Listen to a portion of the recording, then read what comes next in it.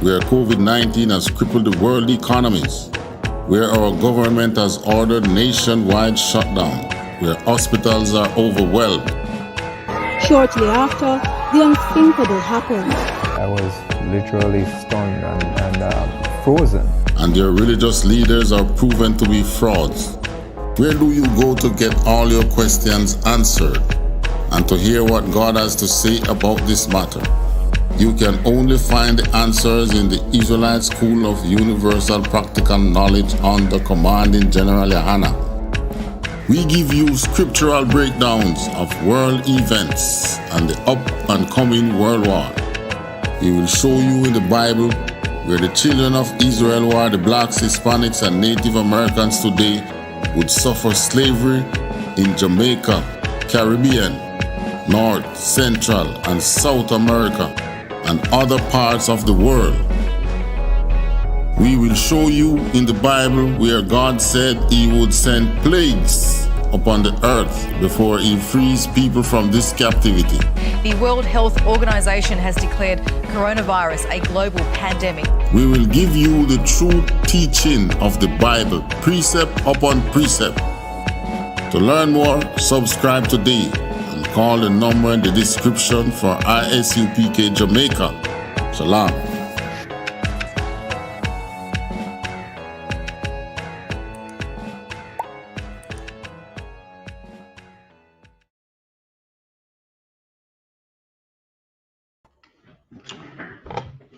Shalom, Israelites. This is the Israelite School of Universal Practical Knowledge. Started at 1 West, 125th Street, Harlem, New York.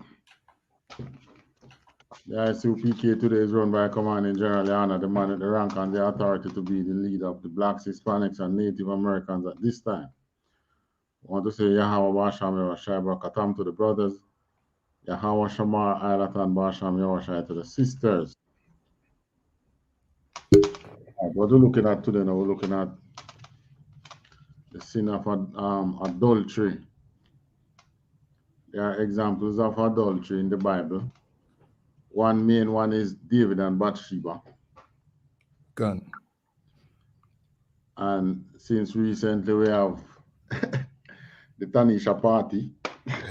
Good. Luck, yeah. The party where, you know, Freya grew up with you ever notice when they sell some pretty car, what they always used to sell pretty car, top-end vehicle, high-end vehicle. Some pretty girl. Some pretty girl. God. Right. So they always use women to sell things.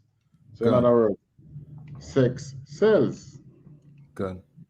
All right. So that sister, and she's a sister as a Jake, but not in the truth. You know, she tried it. I said, God, the rich man do it all the while, you know. Right. But she now tried it and is what, she get bail or she still behind bar? Them never lock her up, you know, them just carry her in for custody. But after them release her, them go back out for search for her, like them, you know what I mean? Them did want to arrest her the second time around. So I don't know if them catch her again. So like, maybe she's still under her better hide. Gone. But you know, it's a really unfortunate event that our people, we know since COVID, things has been tightening prior to COVID, and it is our same authorities doing it. You know, you cut the dance, you cut the hustling. Okay. You know, a lot of little restriction. And then BAPS come COVID and tighten things even more. So I know they are feeling the pinch, just like in ancient Egypt. But at the same time, you know, our people have to be level-headed, you know. Gone. You have to just know that the Most High comes first. God comes first. But then again, Christianity is not blameless.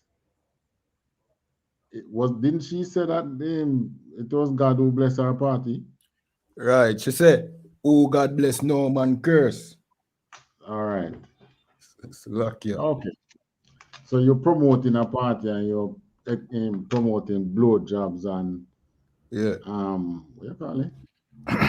Combo. All manner of sexual acts. Combo. I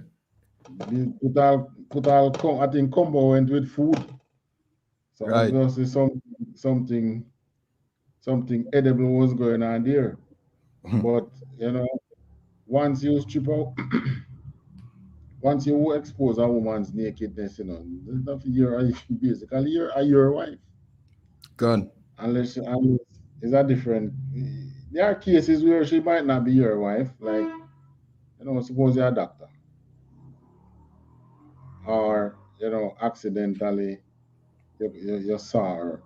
But in case like that now, where you humble her, let's use that word. You humble the lady, then you know that she's a wife. Gone. And when she become your wife and goes with somebody else now, that's adultery. So the amount of fornication that take place in there, all different kind of adultery, all different kind of fornication. But more and more people should, I hope people eyes are opening up that they can see where the church is going wrong. Gone. And just like how the Most High exposed Egypt back in the ancient Egypt before he released his people, where he showed to our people, demonstrated to our people that those Egyptian gods had no power. Gone. And then he brought them out. But even until today, they are still clinging on to them false belief. Because you are going to have a party that you promote sex, and then they're going to say, God bless it, and God bless your party. Gone. When we know that the Most High is against sexual fornication. Gone. Well, anyways, let's go to 2 Samuel 11. Another one. Gone.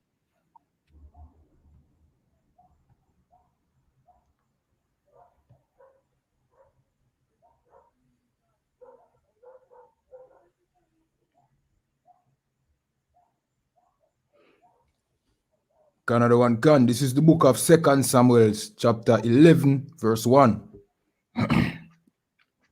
And it came to pass, after the year was expired, at the time when kings go forth to battle, that David sent Joab and his servants with him and all Israel, and they destroyed the children of Ammon and besieged Rabbah.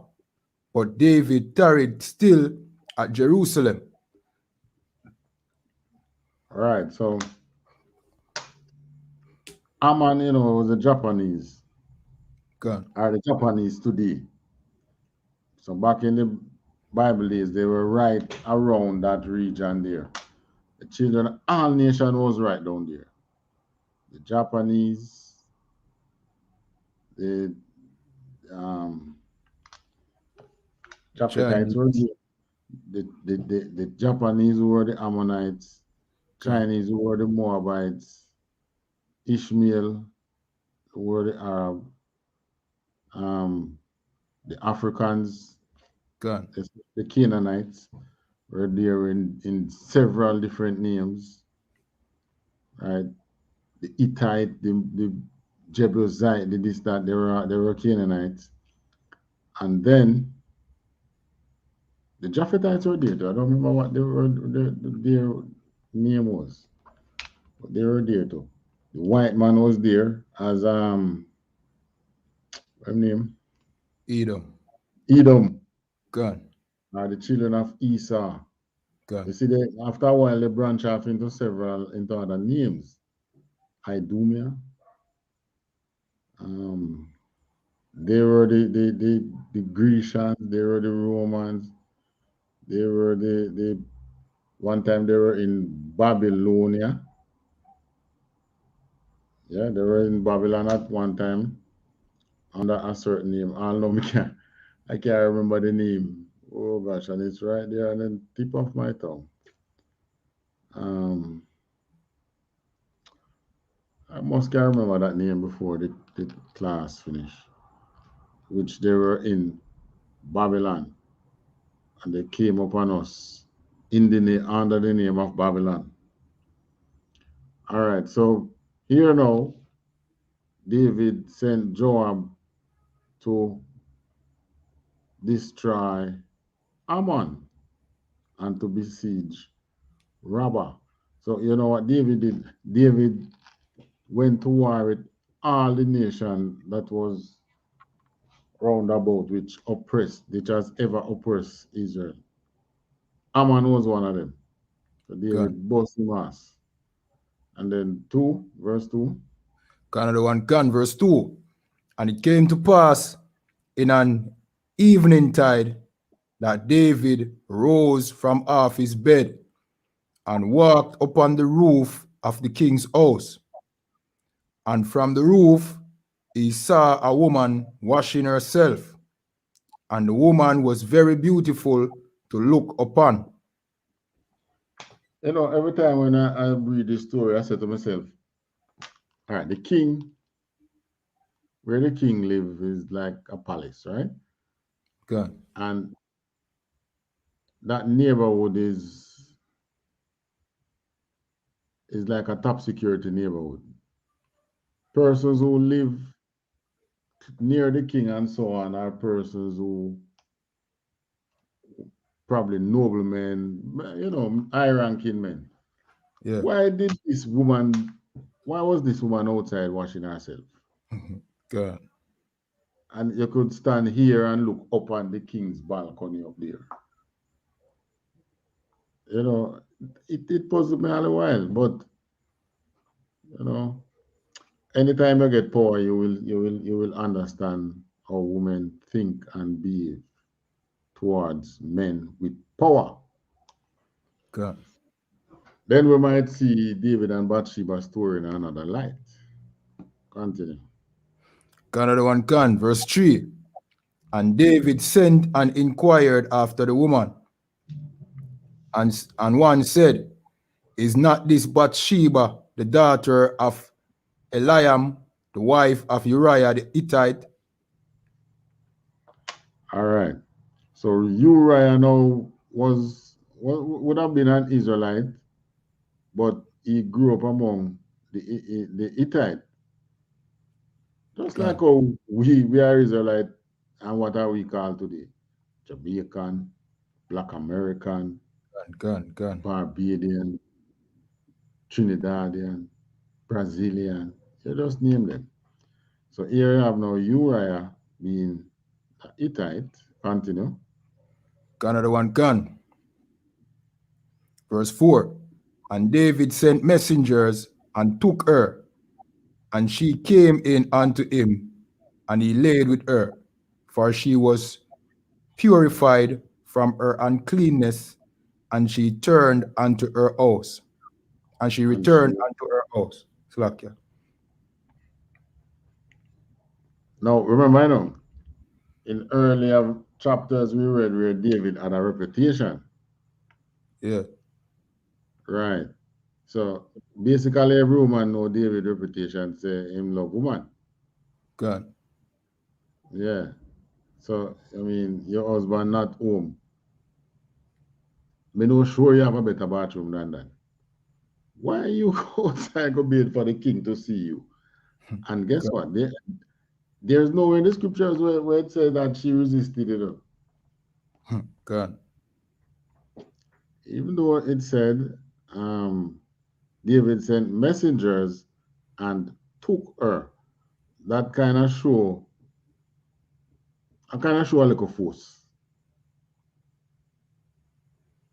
You understand? Good. it send messengers. So him send man down there and tell, yo, a king call you. And she came in unto him, and he lay with her. You know, anyway, a lot of things not said, but a lot of things they happen there, which, you know, how the scripture put adultery, you know, is if the woman don't cry out, if the man come up unto her, then what happened? She's guilty, definitely guilty of adultery. God. And she and the man would be stoned to death. But if she cry out and the man force himself on her, then who is guilty of adultery? The man. Just the man. God. Just the man. All right. Continue reading. Let me see if I find that. We're going to go to that scripture at the end. Another one can. Verse 5. And the woman conceived and sent and told David and said, I am with child. Sent and tell David, said, you breed me now. Oh, that one I go. It's not like now. Maybe if it was like today, David would definitely get a morning after. Yeah. But, you know, there was no morning after there. The morning after was vomiting. God. So, David take a one piece and the woman says she's pregnant. So David is in trouble now. Continue reading. Another one can. Verse 6. And David sent to Joab, saying, send me Uriah the Hittite.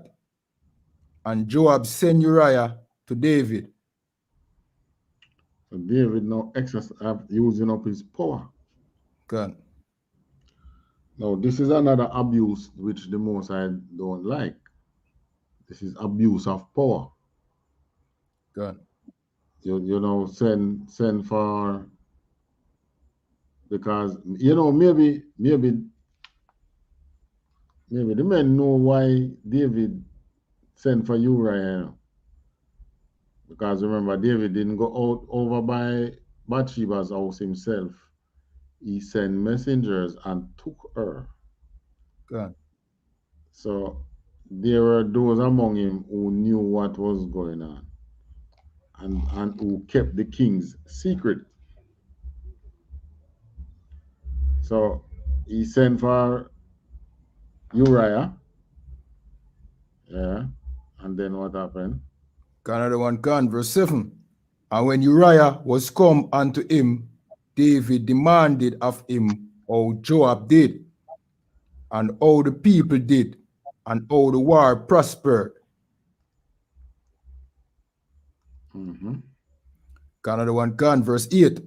And David said to Uriah, go down to thy house and wash thy feet. And Uriah departed out of the king's house, and there followed him a mess of meat from the king. Now, Uriah must wonder, you know, what really happened so?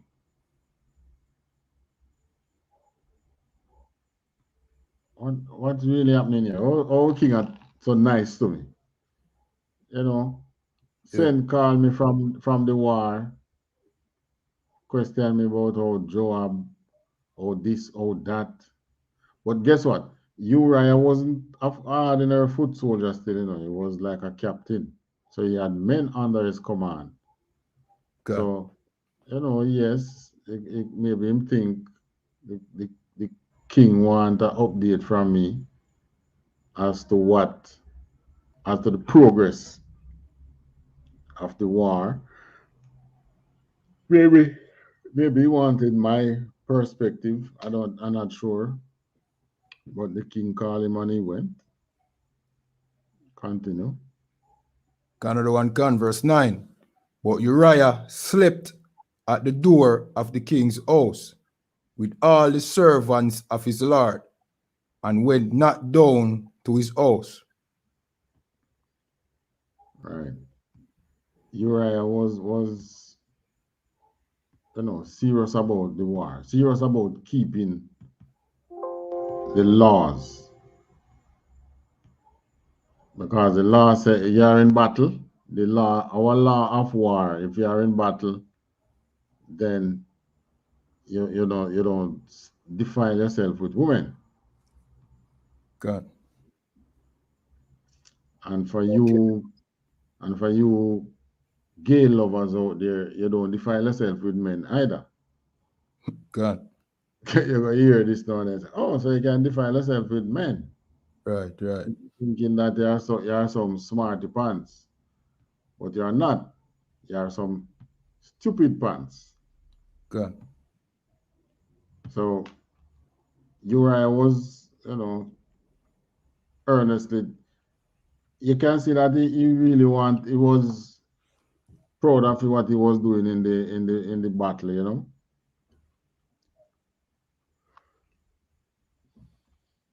Right. He was proud of what was happening in the battle, so he was keeping the laws because Israel was winning. God. Right. Continue. Another one can, verse 10. And when they had told David, saying, Uriah went not down unto his house, David said unto Uriah, camest thou not from thy journey? Why then didst thou not go down unto thy house?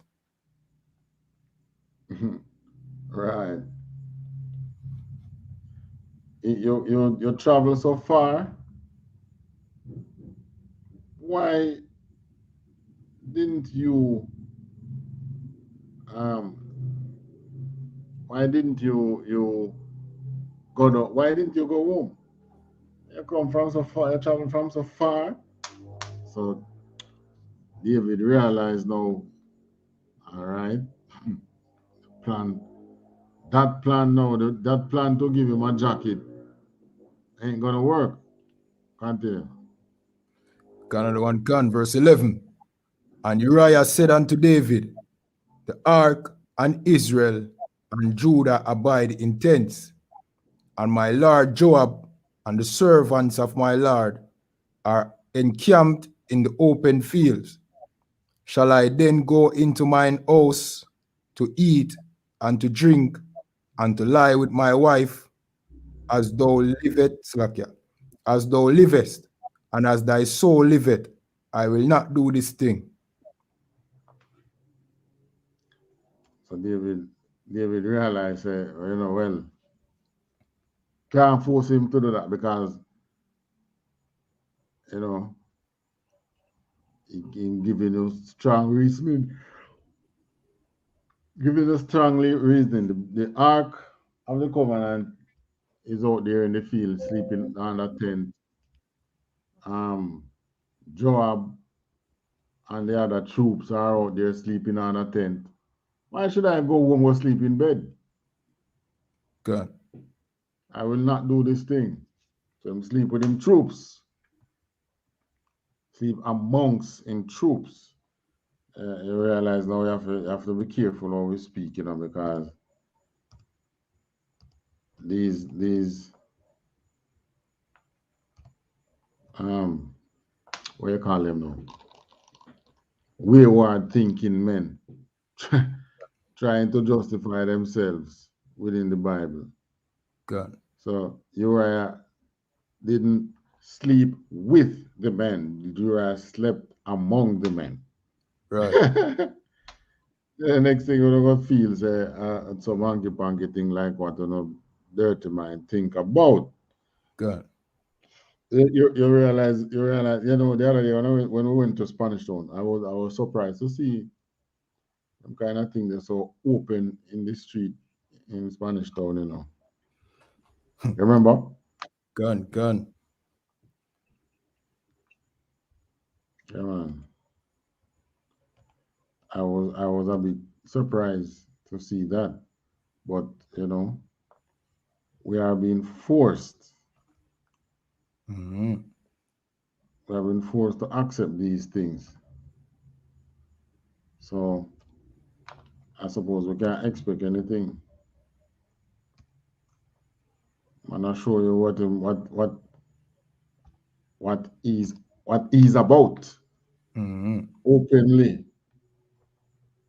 You know, no Good. fear for the Lord's prophet or the other people around.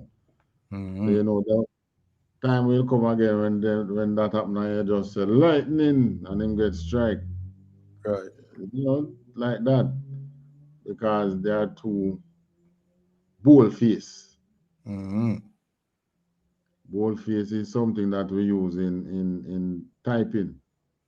But they are taking it on another level, boy. They're too bold face, man.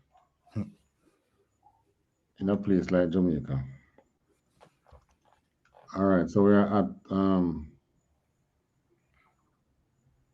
Verse 12. verse 12. Another one can. Verse 12. And David said to Uriah, tarry here today also, and tomorrow I will let thee depart. So Uriah abode in Jerusalem that day and tomorrow.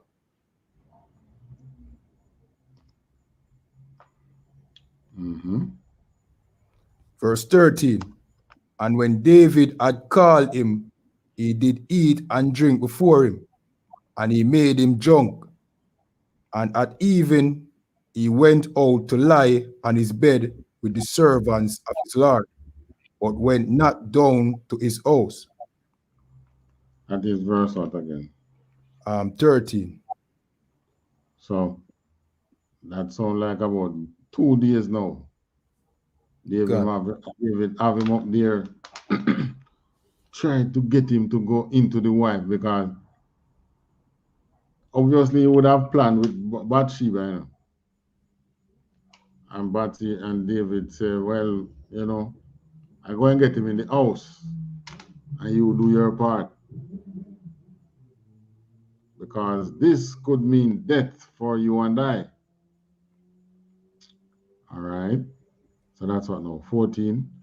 So Uriah went 13, we just read, right?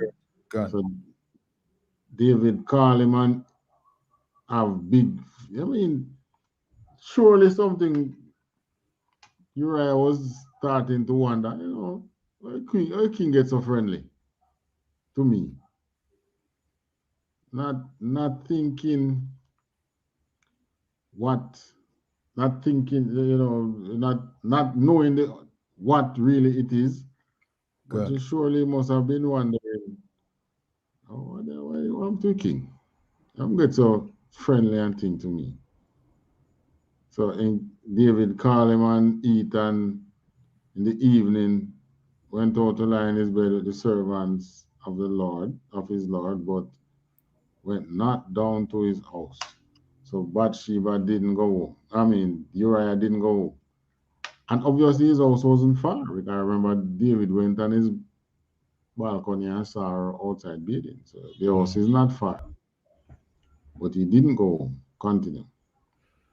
Another one can. Verse 14. And it came to pass in the morning that David wrote a letter to Joab and sent it by the hand of Uriah. Verse 15. And he wrote in the letter saying, set ye Uriah in the forefront of the hottest battle, and retire ye from him, that he may be smitten and die. Now, Joab, I remember Joab and David coming from far before David went on the throne. So they are what we would say today, they are tight. God. You know? So when Joab get this letter now and read it just like how the king said it, he just do exactly what the king said. No question, no comment, no anything. So all right, the king want this man out the way. Well, My duty is to do the king's command. Continue. Another one can, verse 16. And it came to pass when Joab observed the city that he assigned Uriah unto a place where he knew that valiant men were. All right, so this was, what is it in Rabbah? They were fighting the Japanese, the Ammonites. So, what Joab know where the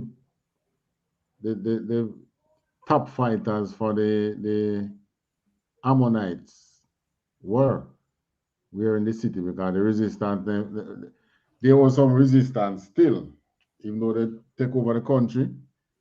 You know, there are groups of people always, you always have that in any war. Persons group themselves up and form a resistance. Good. So Joab knew where the resistance was, and they put Uriah right there in the resistance. Continue reading.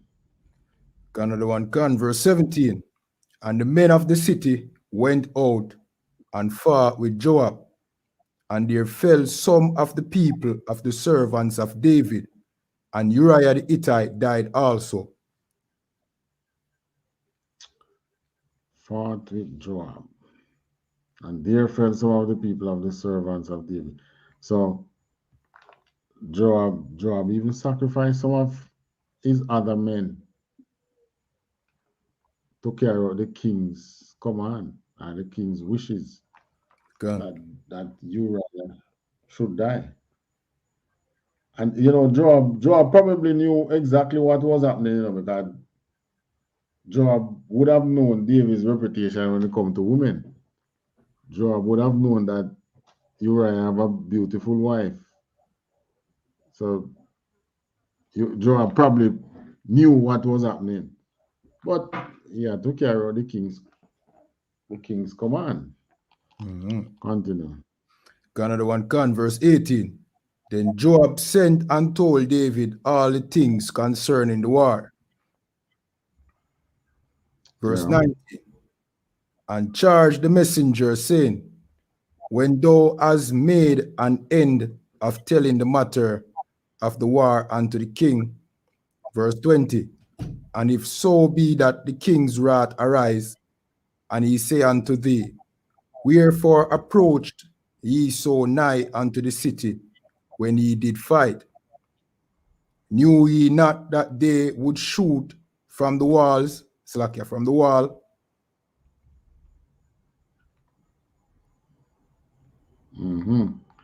So you see, Joab knows David to the T. Joab knew that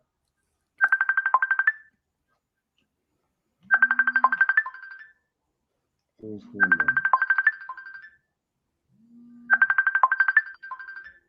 then? That sound like messenger. My phone. Yeah, my phone. David knew that,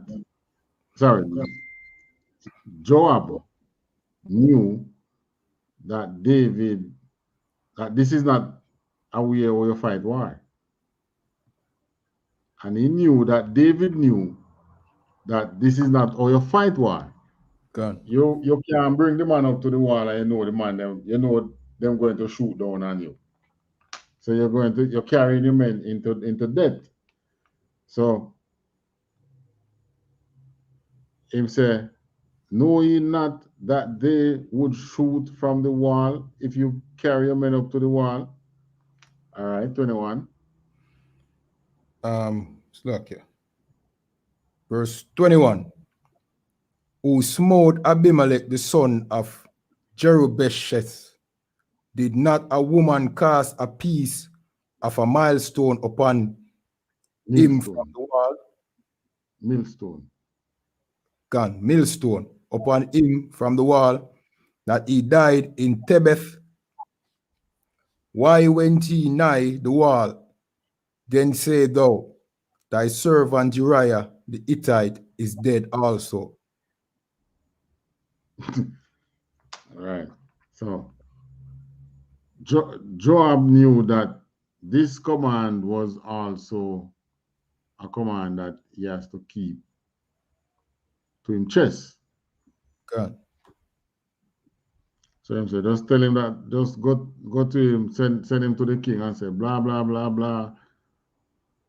And, we lose some men and so on. And if he get hot on you and say, oh, you must do that. Don't you know that so and so and so? Then just say to him that Uriah the Hittite is also dead. God. Continue. Canada. Absolutely, yes, sir. And that would have confirmed to David, say, oh, that is why, you went so close to the wall. Right, you fight the battle this way. Yeah. Because you said I should get rid of God. Uriah. God. Canada one Continue. verse 22. So the messenger went and came and shewed David all that Joab had sent him for.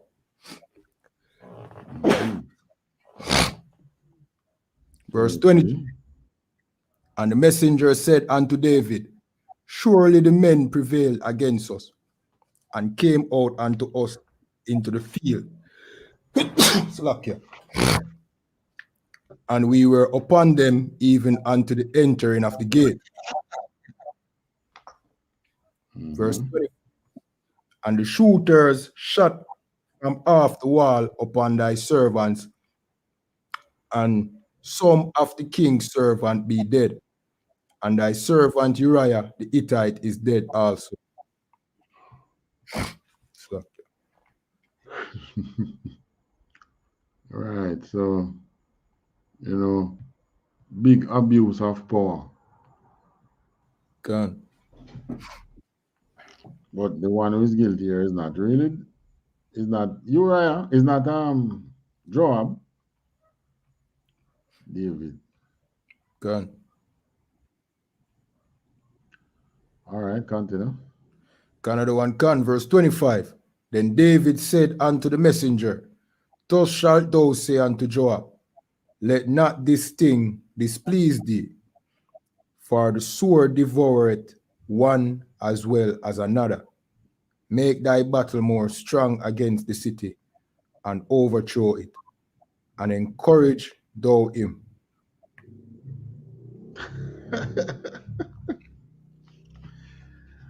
David said, tell Joab not to worry about this, man. The sword devour. So in other words, the sword kill two ways. We take the city, but we lost some men here. So encourage him. Tell him not to worry about it. Okay. Big abuse of power. Continue. Another one can, verse 26. And when the wife of Uriah heard that Uriah, her husband, was dead, she mourned for her husband. If you have a wife and you see and she go around powerful men, you see, your head is at stake. You're not sure. And the worst thing, you don't know. You don't know.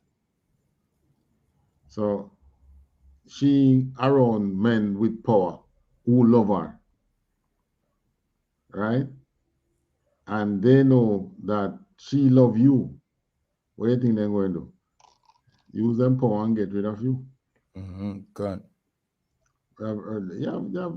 It's like a lot of the rude boys out here who have them woman. Live with the woman at home, And the woman start talk to a policeman. What do you think happened? Every time the police want to go and see that wife, him accuse the rude boy of something and lock him up and go in onto him woman. And they always eat on a Friday and release him by Monday morning. Yeah, the whole weekend. the whole weekend with him woman. Yeah. All these are abuse of power. And all these are going to be required by the Most High. These are sins which have to be paid. These are schemes. Good. Most High hate these things. Because David did this, but David was not guiltless. And the Most High was not happy with what he did. The Most High knew that David would sin, you know. But he said, you know, when him sin, I'll punish him with the strides of men. I won't deal with him as a God. I'll deal with him by the strides of men. So let's continue and see how it goes. Another one, verse 27. And when the morning was past, David sent and fetched her to his house. And she became his wife and bare him a son. But the thing that David had done displeased the Lord.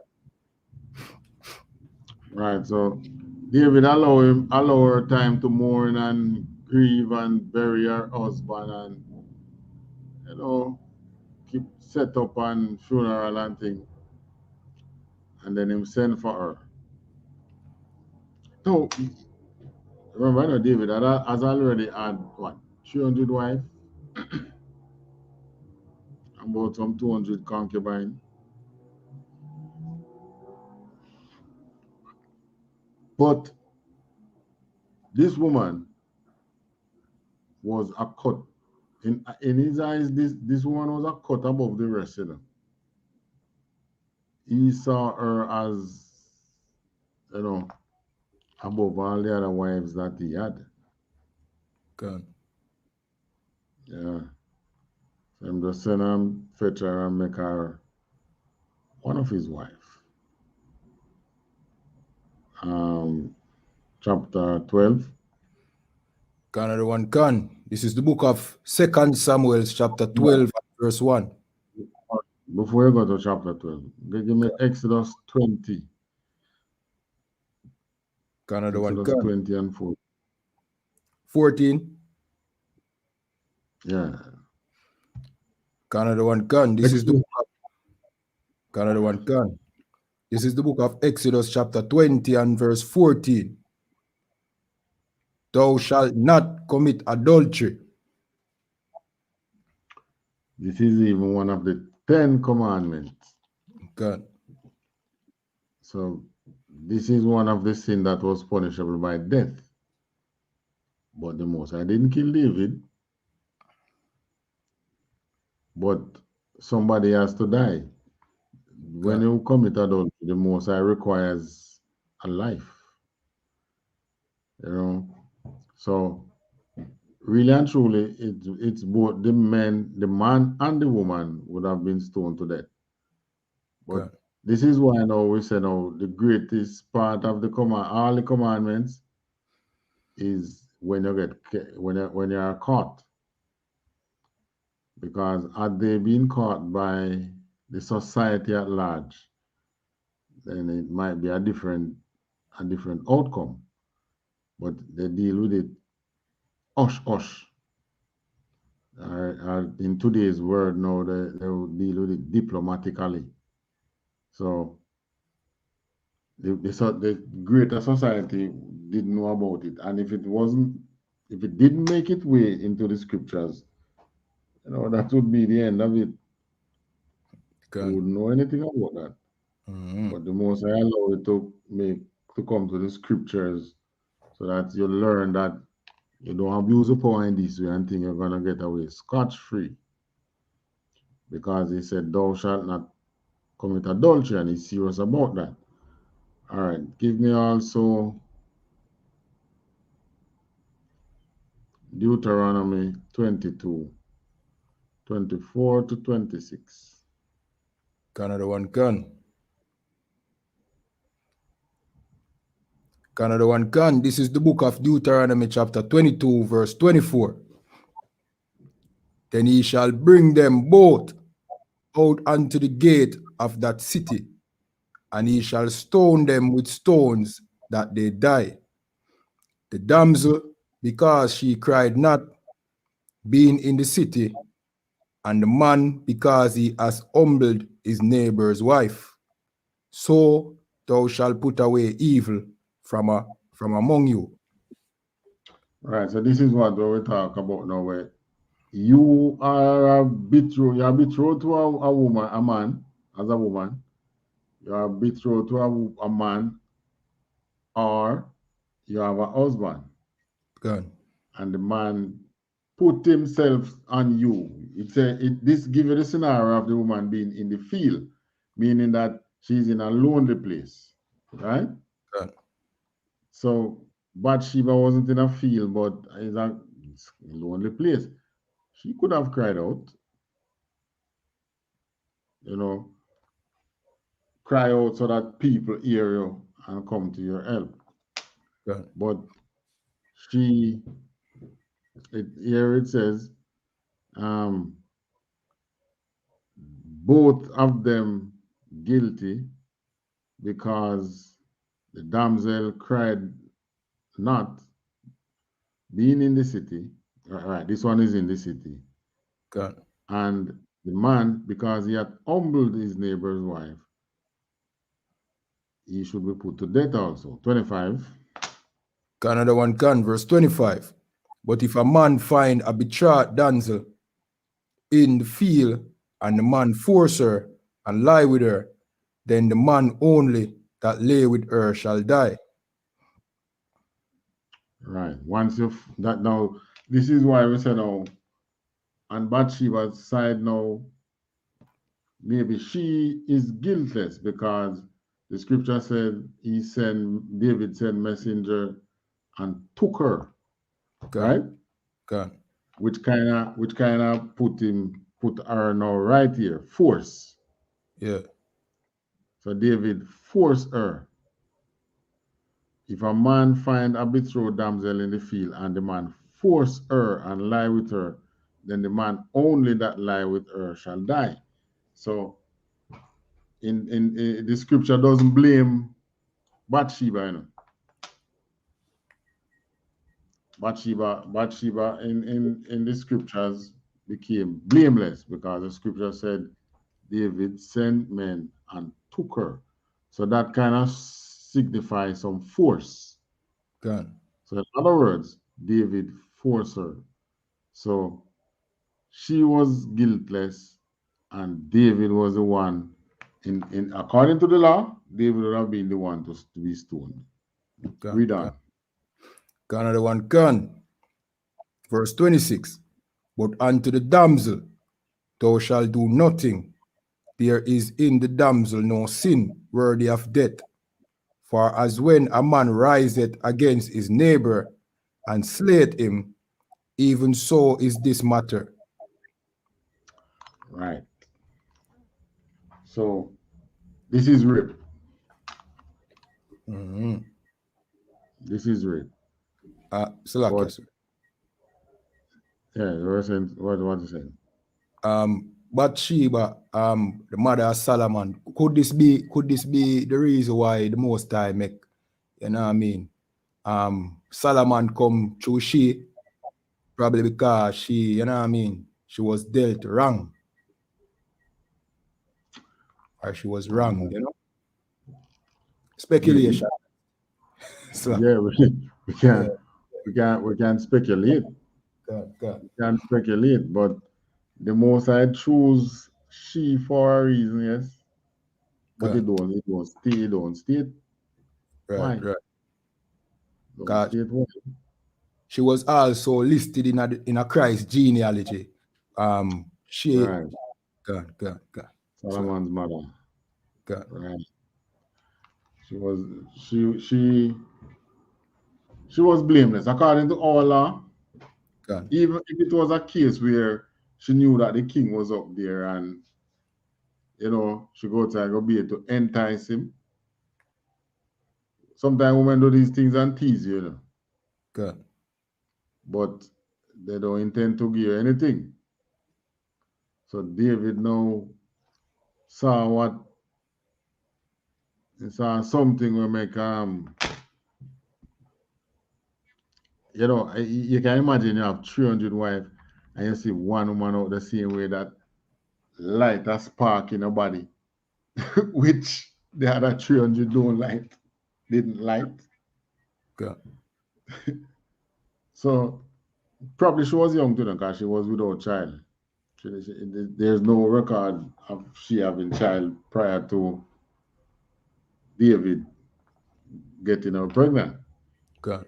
So, you know, she was young and obviously beautiful. You know how our women look.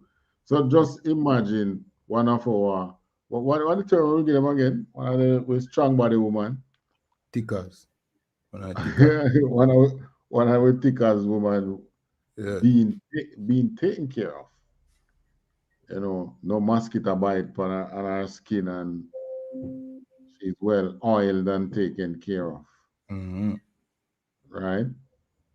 So, you know, according to the scriptures put it that David lied with her because she was cleansed from her uncleanness. That's why she beat outside, you know. She Okay. went outside to bed to cleanse herself because her period, her 7 days just done. Okay. So she go outside and bathe and clean herself. You know, probably she have today they have douche and all kind of things. So probably she have her things that she would have used to clean herself from the uncleanness. And she went outside. But David fast. God. People over in her neighbor your backyard. Yeah. So that probably is a case where if because of him house high up, him can see over there Yeah, and not really right. expose, you know, but him can see. Expose herself. Eh, You can see in her yard. yeah. Right. So she went outside to clean herself from her uncleanness. Is it because women, well, a lot of things changed since this because everything now in today's day can be properly done within the bathroom. God. Maybe it was not so back then. Certain things you go outside. You know, probably they have certain bush that they use, certain herbs that they would have used to cleanse. So they would do it outside. You know, we talk about bush bath. God. So maybe they have certain herbs that they use after their monthly finish that they would use, and you would use that outside. You would use even today. You would use that within the bathroom, right? Because you're gonna have a lot of herbs being in the bathroom. God. So probably that was the case, and then again that's speculation.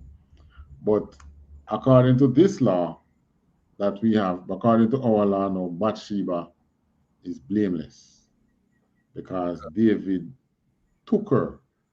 And just like what our law says, and to the damsel thou shalt, Deuteronomy 22:26, and to the damsel thou shalt do nothing. There is in the damsel no sin worthy of death. Because this is like a man rise up on him neighbor and kill him, God. right? Meaning like an ambush, right? Okay. God. Yeah. So the scriptures doesn't blame she. All right, 2 Samuel now 12. Another one gun.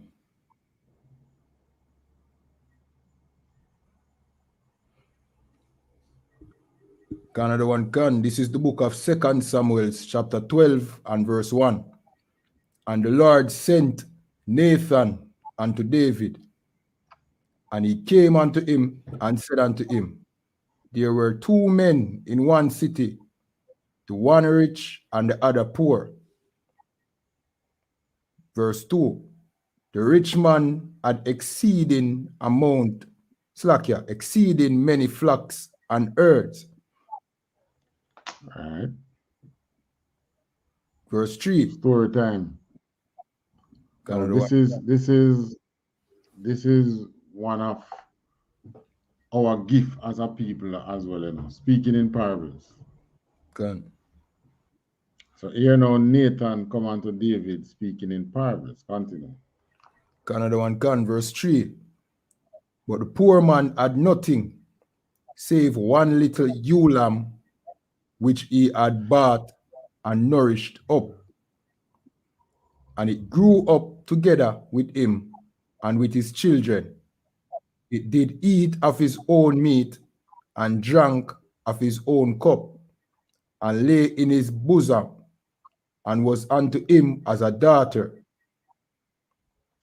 All right. So here now, this is describing Uriah's relation with Bathsheba. God. Now, we don't see any record of Bathsheba having any children before David gave her a child. But obviously, it looked like Uriah had other children. Okay. Right? Because here it says, and it grew up with him. Sorry, grew up together with him and with his children. Right, so she was like a daughter to Uriah because obviously Uriah was Bathsheba was a young lady. It was a damsel, I should say. Continue. Another one can, verse 4. And there came a traveler unto the rich man, and he spared to take of his own flock and of his own herd to dress for the wayfaring man that was come unto him, but took the poor man's lamb and dressed it for the man that was come to him. Right, and give me a scenario now. The man then take him lamb to dress for that man that came unto him. So maybe the man that came unto to David now was that urge, that sexual urge come upon David, but David never turned to him one flock to quench the fire that him feel when him see Bathsheba naked. In turn to the woman who light the fire. All right, verse 5. Another one can, verse 5. And David's anger was greatly kindled against the man. And he said to Nathan, as the Lord liveth, the man that has done this thing shall surely die. So Uriah put the thing in parable before the king, and the king can basically sentence himself. He said, no, but this is wickedness. The man that does this thing, I shall surely put him to death. Continue. Another one can, verse 6. And he shall restore the lamb fourfold, because he did this thing, and because he had no pity. Right. So you see why Solomon came from Bathsheba. God. This is why. Because of the evil that he did. Remember, him not realize yet that Nathan is speaking about him, you know. Because of the evil that he did, you see what him say? He shall restore that lamb fourfold because of this thing.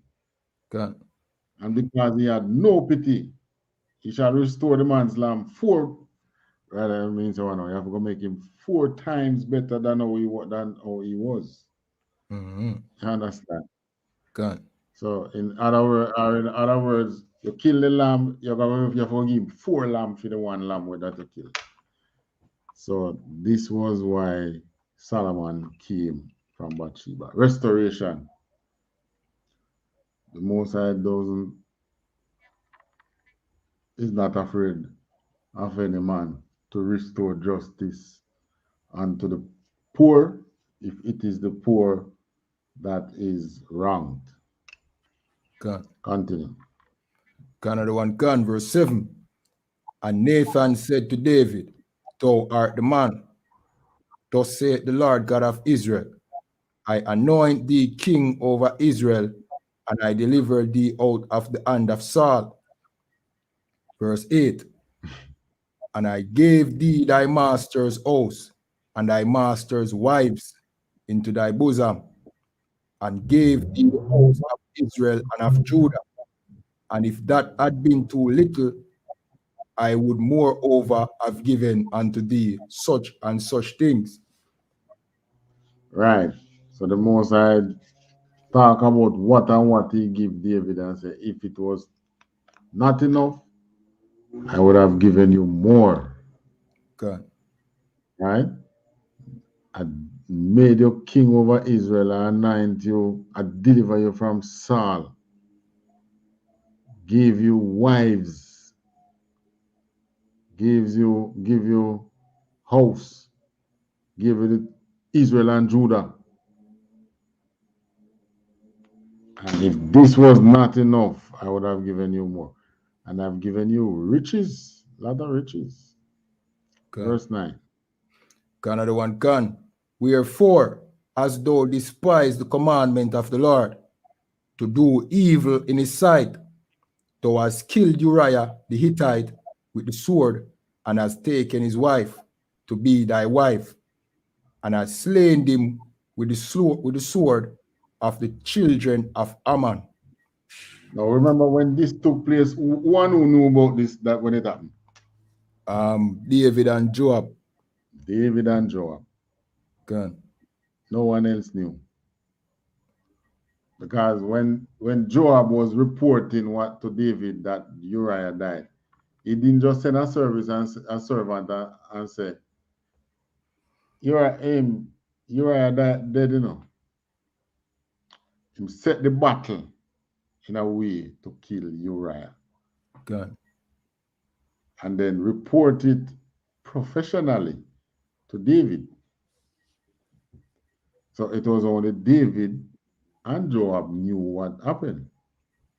But you know, in a way, Joab is guiltless because Joab take orders from the king. Okay. So this thing fell squarely at David's feet. That's why the Most High sent the prophet. That's why the Most High sent the prophet right to him. Okay. Continue. Another one can, verse 10. Now therefore the sword shall never depart from thine house, because thou hast despised me, and hast taken the wife of Uriah the Hittite to be thy wife. Right. So the Most High said, you have no regard for my law. You despise me, man. It's because of that, I'm going to send the sword on your house. And it did that. Remember, his sons, his sons planned several coups on David. You know. There were several overthrow on David. And yeah, one of them even unseat him for a while. Continue. Another one can, verse 11.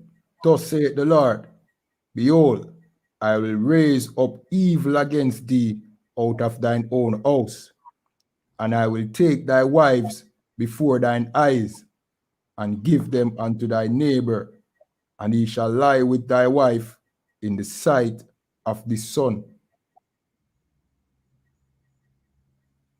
So you see the Most High tell him how he is going to punish him, you know. Okay.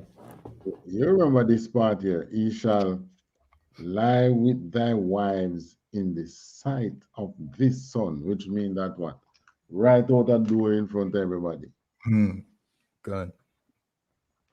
All because of greed. You just couldn't see the man, beautiful wife, and leave him with her. And with all the punishment, you know, Bathsheba became blameless. Continue. Another one can, verse 12. For thou didst it secretly, but I will do this thing before all Israel and before the sun. Right, because this was what? It was done Secretly. private. Only Uriah, who brought the letter didn't even knew that he was carrying his death letter. God. Right? So, but the most I say, I'm going to punish you before all Israel and before the sun. Continue. Another one can, verse 13. And David said unto Nathan, I have sinned against the Lord.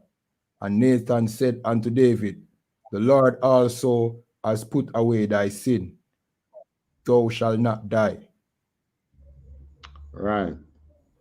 So, because the punishment for what he did was death. Right, right. But because he has a repentant heart, Moses said, all right,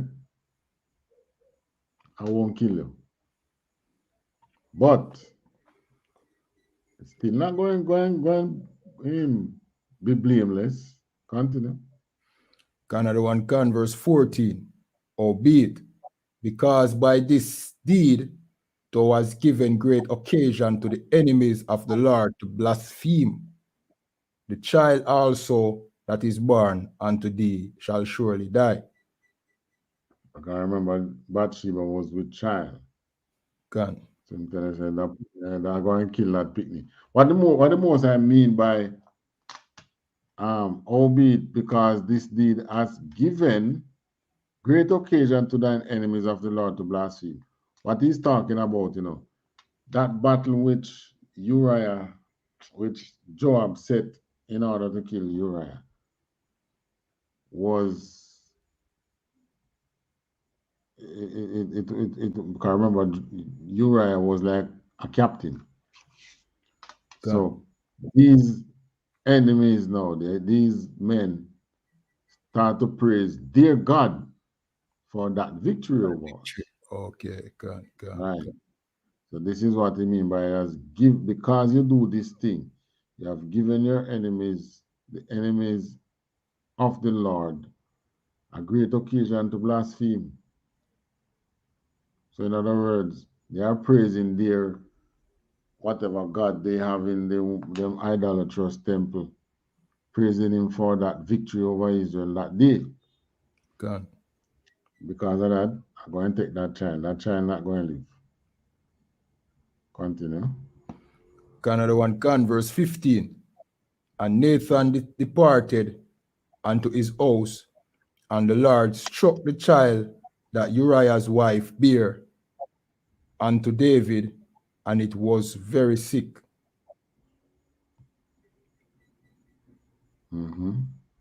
Verse 16. David therefore besought God for the child, and David fasted and went in and lay all night upon the earth. Right.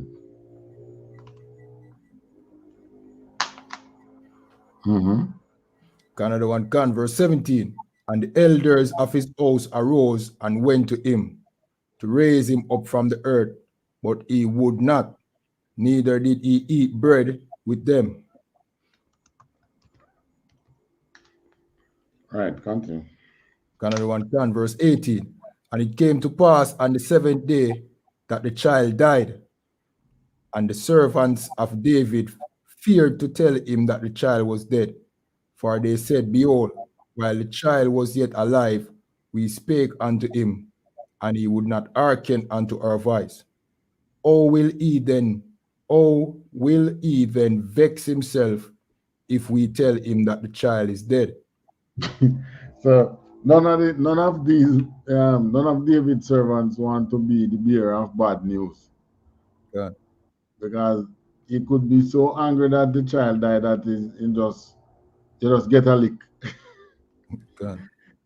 Just out of reflex, he took that anger out on you. So when that child was alive and we go to him, Neither listen to we.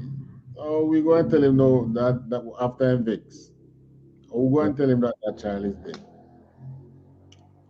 All right, verse 19. Another one can, verse 19. But when David saw that his servants whispered, David perceived that the child was dead. Therefore David said unto his servants, Is the child dead? And they said, He is dead. Right, so he found out another way. God. No man don't want to go face him to tell you, Your Majesty, the child died. All right, verse 20. Another one can, verse 20. Then David arose from the earth and washed and anointed himself and changed his apparel and came into the house of the Lord and worshipped. Then he came to his own house, and when he required, they set bread before him, and he did eat. So David didn't even bail and changing clothes to our grief he was in. God. So he mourned a little more, and then after a little while he just,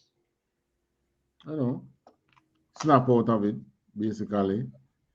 God. Come back to reality, be it change him clothes and ask for food because he was fasting. What he was doing, he was petitioning the Most High for the child's sake. All right. God. He was what's the word that you use again? In interceding. All right. It was like interceding for the child. But the Most High wasn't having none of that. They said once the Most High speak the thing and say it's going to be this way, so then you can rest assured,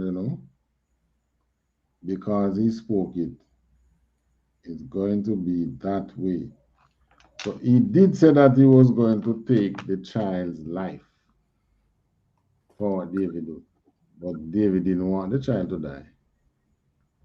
So David was interceding. But obviously the Most High did not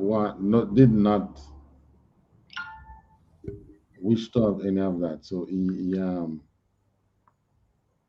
took the child's life.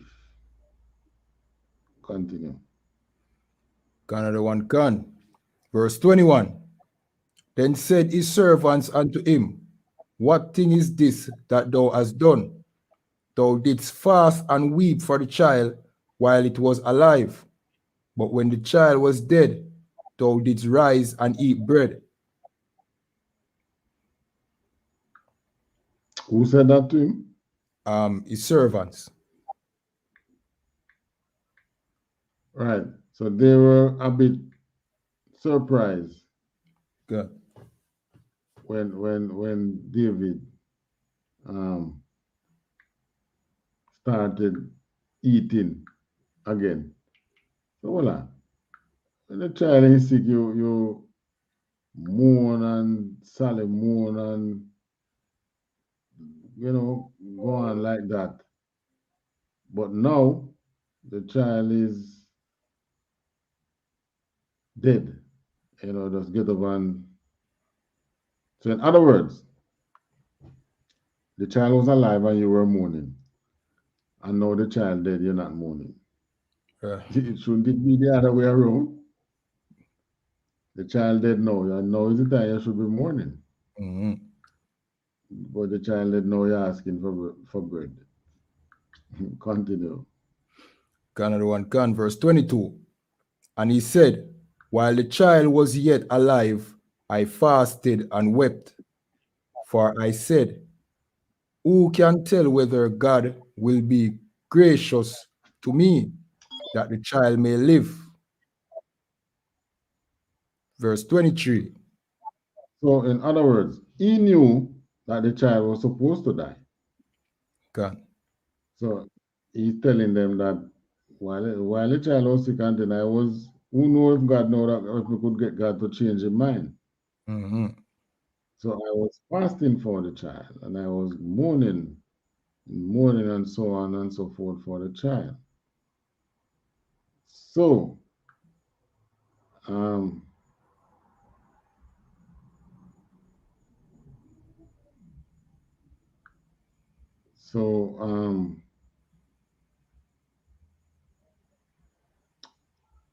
maybe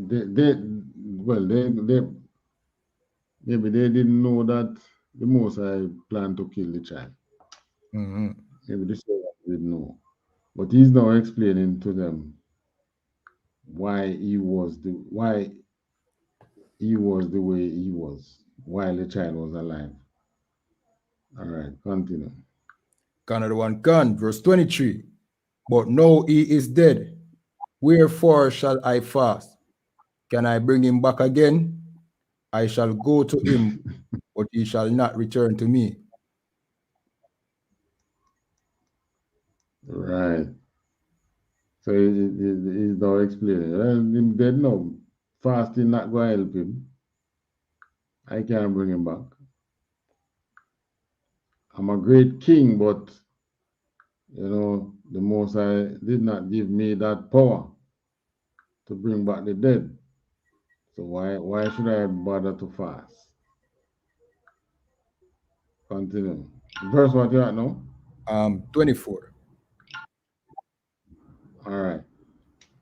That is before you go to 24. Give me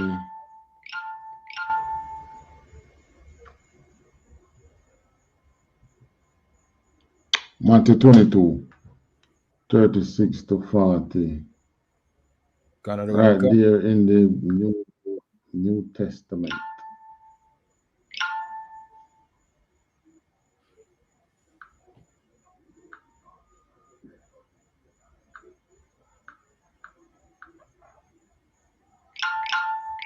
Another one gone. This is the book of Matthew chapter 22, verse 36.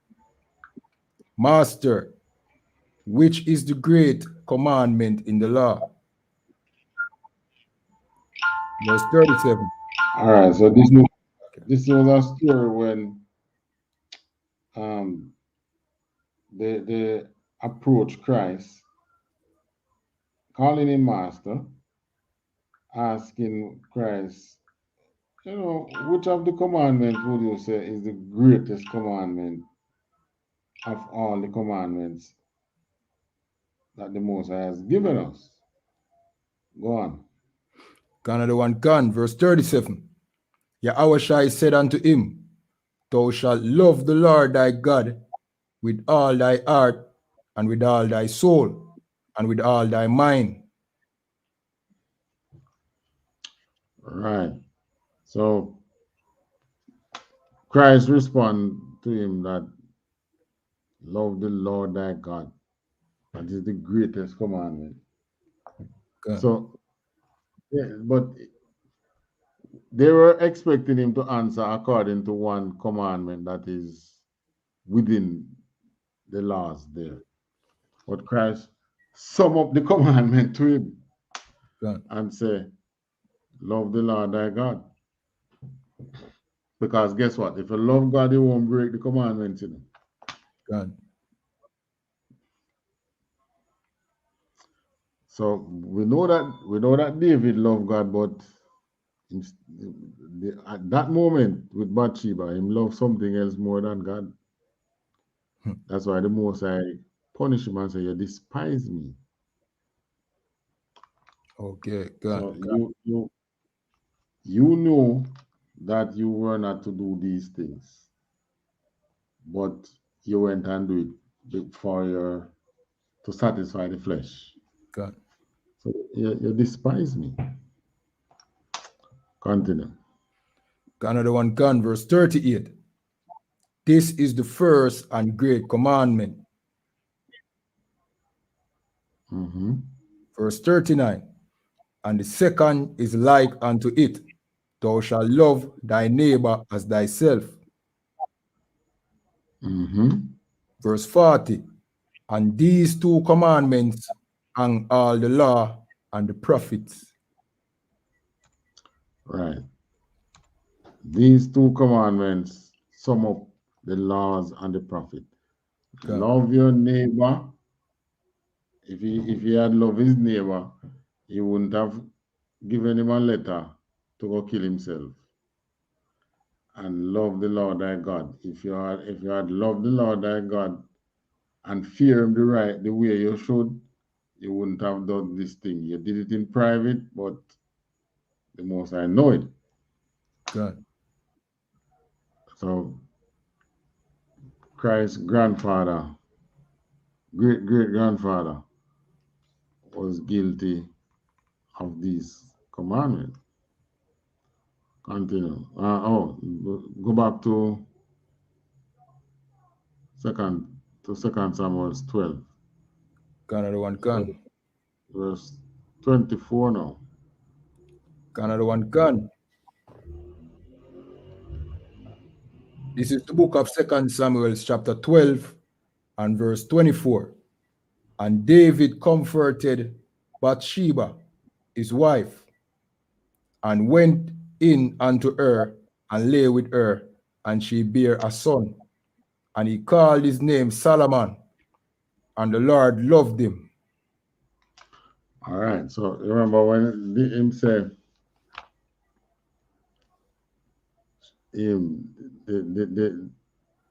that rich man shall restore the lamb fourfold. God. Right. So here it is now. Solomon being born. And we already know the story of Solomon. We know that the throne went to Solomon. So that is that if you check it, Bathsheba probably was one of David's poorest wife. God. Yeah. But you know, because of that, and by the way, you know, it is our law that when you wrong a person that way, you shall restore the. If you kill a man ox wrongfully, you shall restore it fourfold.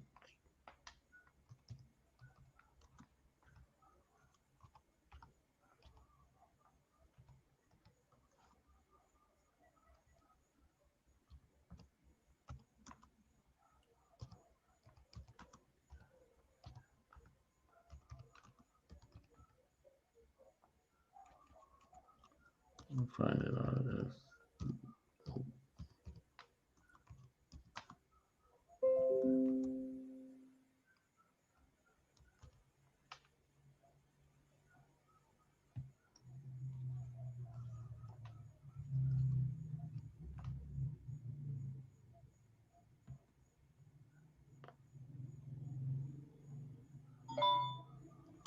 All right, Exodus 20. Another one gun.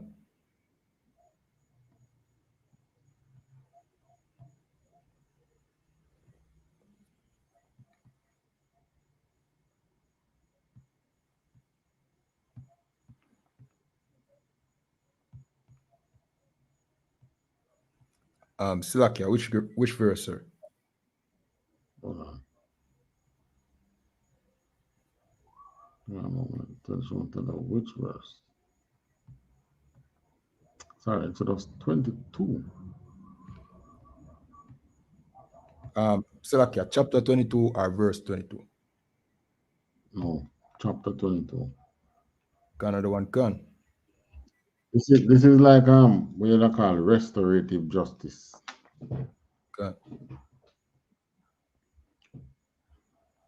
Verse 1. Yeah, verse 1. Another one gun. Exodus 20. Hold on. Exodus 22, verse 1. Let me see if we go further than that. No, same thing. Another one gun. This is the book of Exodus, chapter 22 and verse 1. If a man shall steal an ox or a sheep and kill it or sell it, He shall restore 5 oxen for an ox, and 4 sheep for a sheep. So David was well in tune with the law. David knew the law. So Bathsheba didn't say the poor man have an ox. He said the poor man have a sheep. Because we Israelites to the Most High is referred to as sheep. So Nathan tell David that the poor man have a sheep who him nurtured. So David knew the law. That's why David said, he shall restore the sheep, what? 4 folds. All right, so that's Solomon's birth.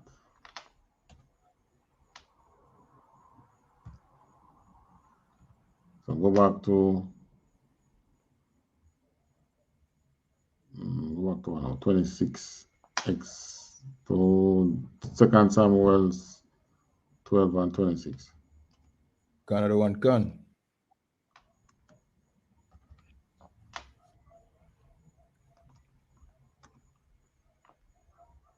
Another one can. This is the book of 2 Samuel's chapter 12, verse 26.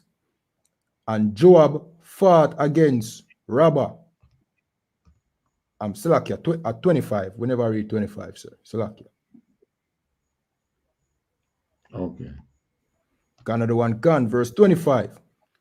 And he sent by the hand of Nathan the prophet, and he called his name Jedidiah, because of the Lord. Verse 26. And Joab fought against Rabbah of the children of Ammon, and took the royal city. Verse 27. And Joab sent messengers to David and said, I have fought against Rabbah and have taken the city of water. Verse 28. All right, so all these happen after the Most High deal with David, Gone. Punish David. So it almost, because of David's act, it almost cost us the war. So these are serious things. He could have lost that war, and that would have given the Most High's enemy more reason now to serve their idols. But the Most High doesn't want that. The Most High wants us to put down these nations and their false god. Gone. It's then coronavirus. You remember what happened in India? Gone. Well, that's where the Delta virus was born. But because the Delta virus, because the corona was ravaging India, they rather than even turn from medical attention, they turn to their temples, their idolatrous temple, and to their God, to get rid of this illness that they had. And the Most High showed them that these gods have no power. Gone. This is why the Indian Prime Minister or President, the Indian leader didn't send out a SOS call to the world for help, even though it was ravaging the country. Because you know why? Because they weren't going to the hospital for help. They were going to their temples. Okay, gone. And they were dying in the temples. So these bodies that they were burning and things were people who died in the temple, not people who died from the hospital. So because they weren't coming to the hospitals, the government their hands was tied, because even if they send a SOS call to the world, what the world would have done is aid the hospitals. But the people are not there. They are out there in the idolatrous temple. And what they did, they burned idols and threw them in the river and by the truckload. So this is how the Most High exposes these nations and their idolatrous ways. And we are nowhere different. Bit by bit out here, he's exposing the ills of the church. Right? Latest thing now, this young lady now, she's Christian minded. Based on how she talk, God bless her party. It's only a Christian who that think that God would bless a war house and Right. and bless wardom. Right. Only a Christian would think that. So, when David committed this sin, it caused the Ammonites now to praise their God more. But now, in this verse, the Most High now give Israel back the victory. And they could only, so in a way, this not in a way, this explains to us why so many idolatries is still out there in the world, because we Israelites have not done what we are supposed to do, which is stand up with the Most High. He would have wiped them and their idols out already. Because you see, as David come back and being in sync with the Most High, being one with God again, we get the city. We got Rabbah, which is the land of the Ammonites. Maybe that's why they moved further down and gone in Japan now. The island that we call Japan now. Because we got them to flee from that land. All right, where are we now?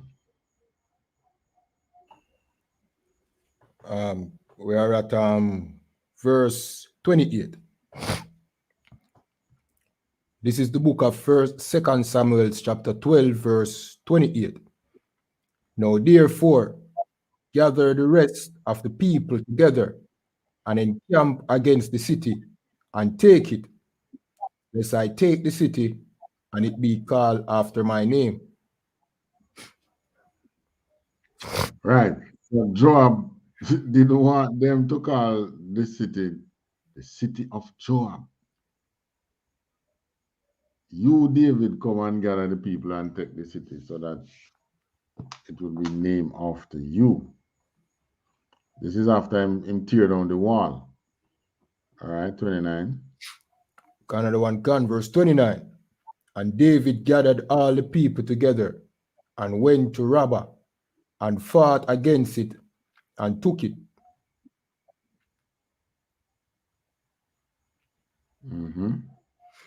Another one gone, verse 30. And he took their king's crown from off his head, the weight whereof was a talent of gold with the precious stones. And it was set on David's head, and he brought forth the spoil of the city in great abundance. Right.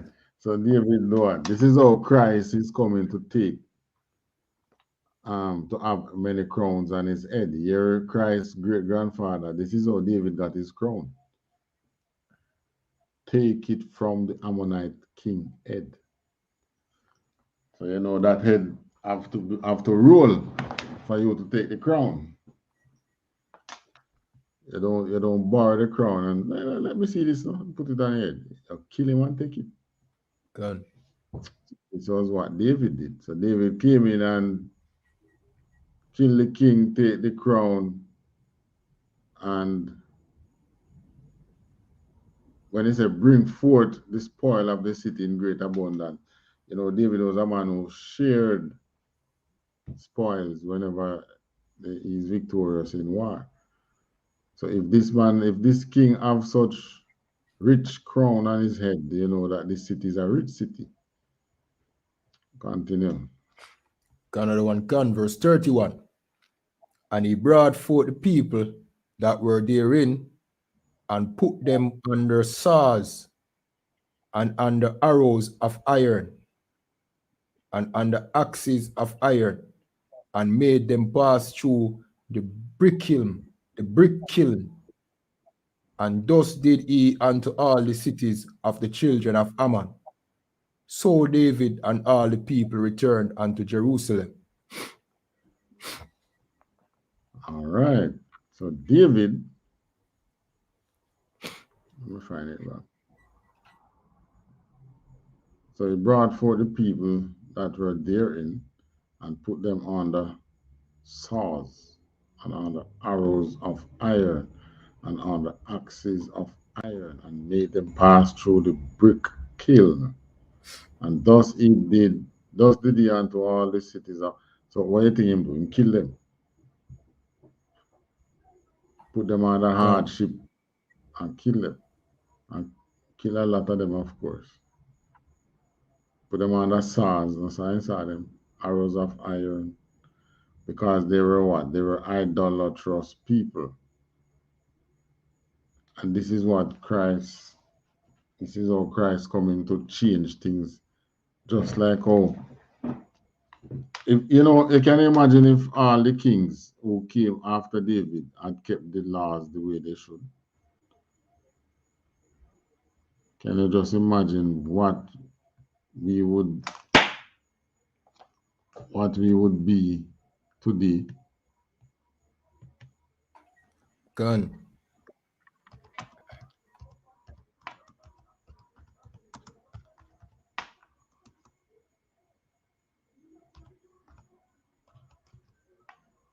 Right, because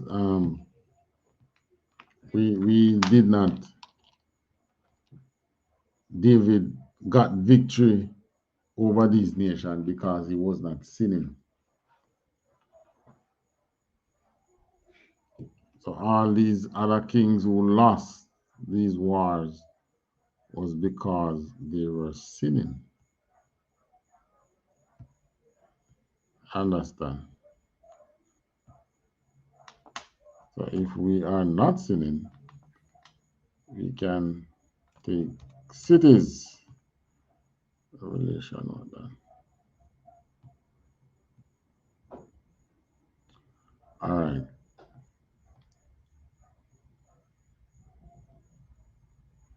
Revelation 19 and 12. Another one can.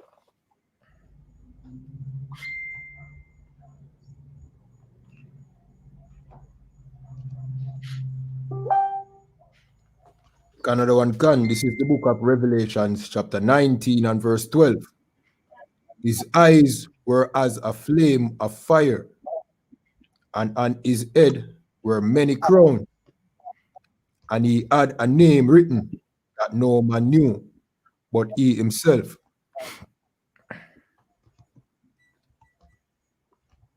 All right. So what Christ is coming to do was something which his great-great-grandfather was already doing. On his head was many crowns. So Christ coming to take crown just like how David took it. Christ is not coming to go to the crown maker. He said, make me some crown. Here are some gold. Make me some crowns. No. David took the crown from the king of Ammon, took it off his head and put it on David's head. So they crowned David because that was a beautiful crown. It had gold and it had precious stones in it.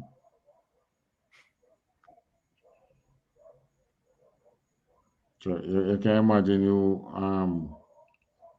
your people grew up looking at another nation's king, and my father crowned that, you can't whisper that out the mouth, that just saying that, that's death sentence, Good. You can't say that.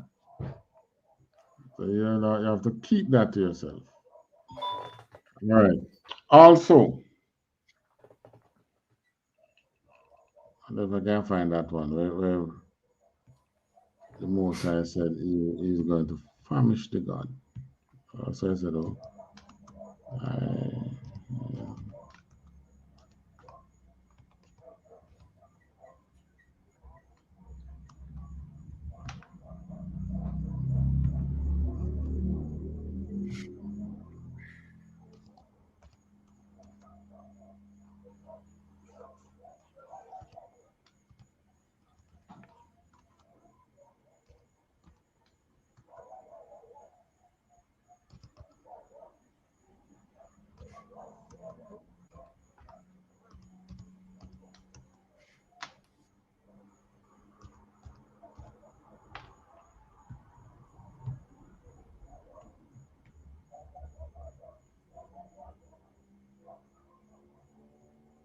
right. He said, come on. Why are you running so slow?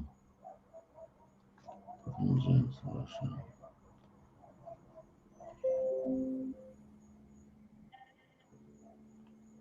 The Lord will be terrible unto them, for he will famish the God. Where is that? Let me see if we can find it. Zephaniah 2:11. Another one can. The book of Zephaniah. Where is that?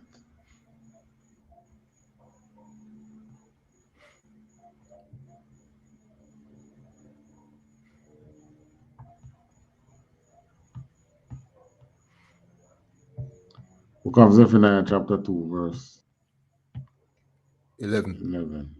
Another one can. Verse 11. This is the book of Zephaniah chapter 2 verse 11. The Lord will be terrible unto them, for he will famish all the gods of the earth, and men shall worship him, everyone from his place, even all the isles of the Eden. So when they saw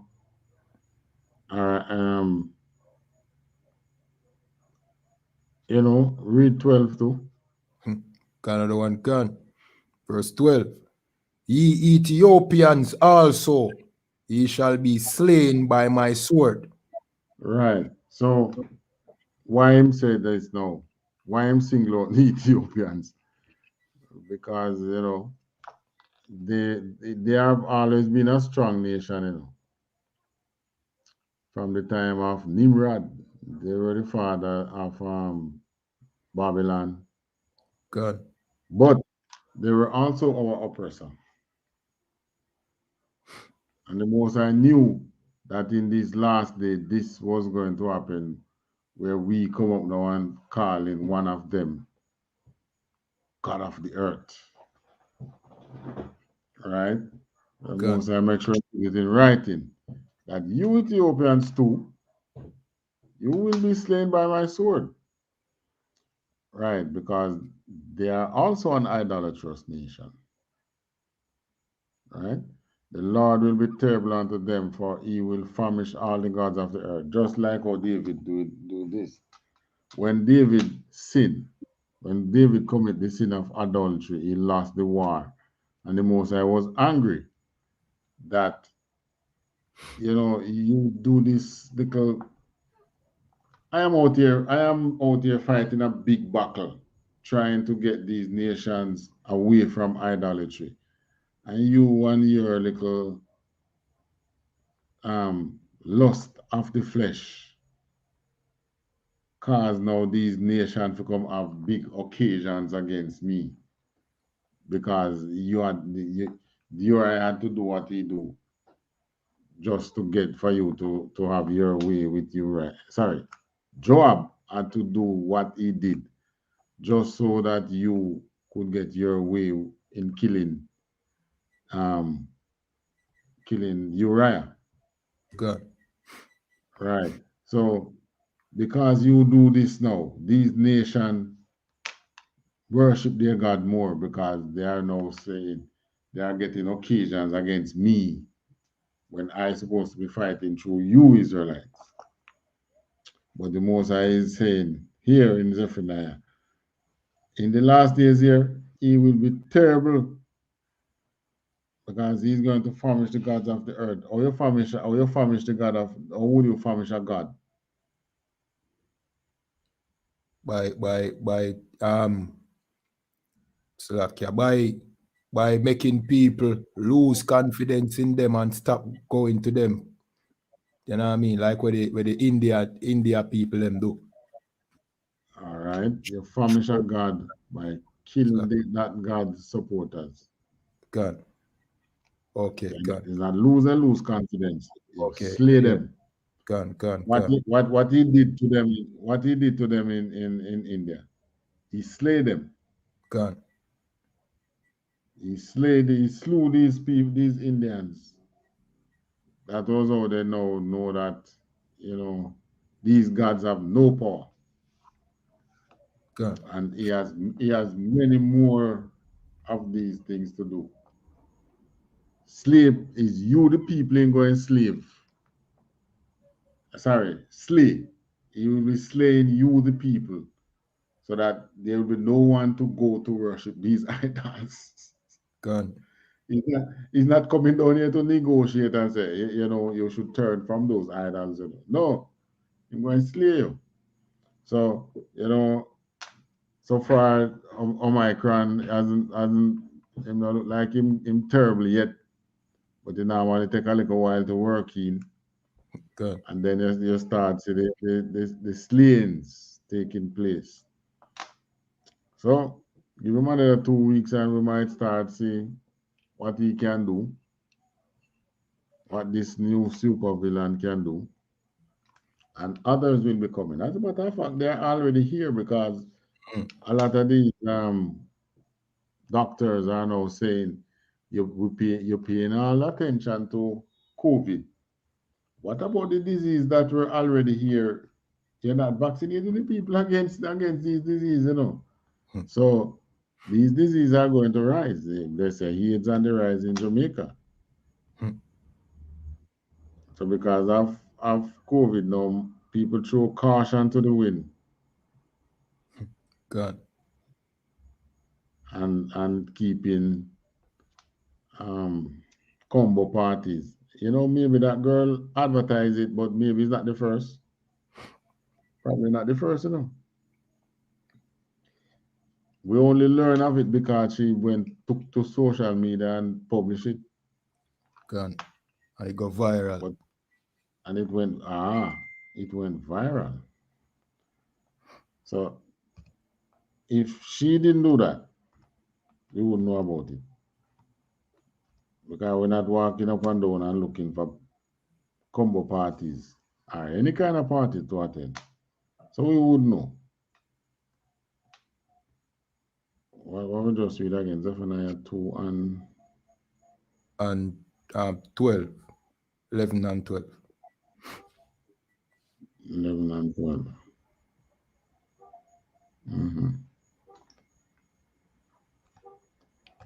So because of that now,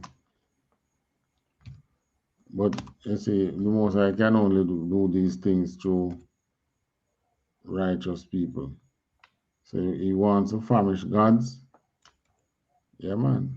We are right there with him to, man. Furnish them. God.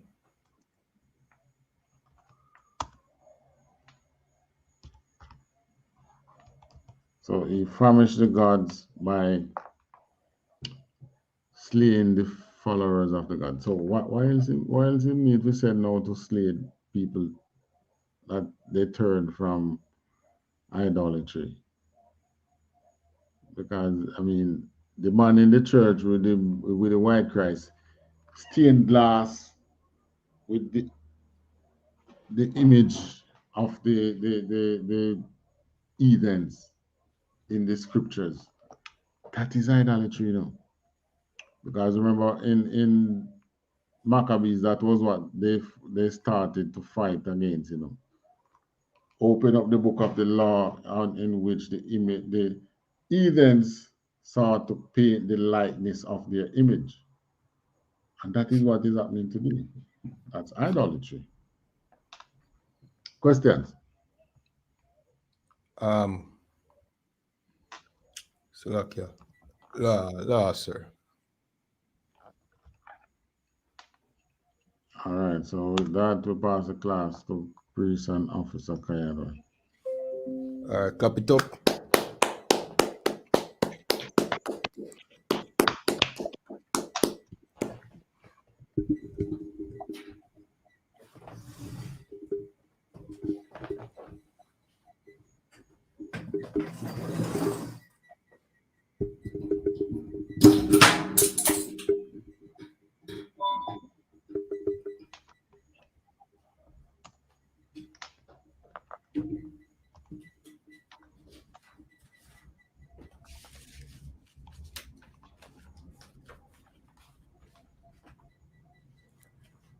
All right, these are the ISUPK security announcements. We are the ISUPK out of 1 West, 125th Street, Harlem, New York, under commanding General YAHANNA. New rules for brothers and sisters. When a new brother or a sister comes into the school, they are off limits for 6 months. They are to be saluted only. They are here to shed themselves of the world. After 6 months, if a brother or a sister has an interest in a particular person, he or she must get permission from the head to speak to a brother or a sister. There is another 6 months in which the brother or sister will court each other. After this 6-month period, the brother or sister will get permission from the head to marry. Tithes, which is a commandment, you can find this in Numbers 18 and 21 and Malachi chapter 3, verse 8 to 10. Means tenth in the Hebrew and is pronounced ma'ashara. 10% of every penny of any increase the Lord gives you, give to the treasury department or teacher. Priest fund, free will offering for priest, not mandatory. Whatsoever amount you'd like to give. Upcoming holy convocation, that is the Feast of Purim. This is the 14th day and the 15th day of the 12th month. And this is on Monday, the 14th of February, and Tuesday, the 15th of February, 2022, next year. You can find this in the book of Esther, chapter 9, and verse 20 to 31. Reminding Akiam and Aquatiam to check on social media such as ISUPK.com, Facebook, Twitter, YouTube, and so on for ISUPK events and materials. If a brother wants to be a trooper in the school, then he's to start wearing all black, which includes black boots, shirts, pants, headband, or scarf. And with that, we say I'm medium, which means to stand. Slap, yeah.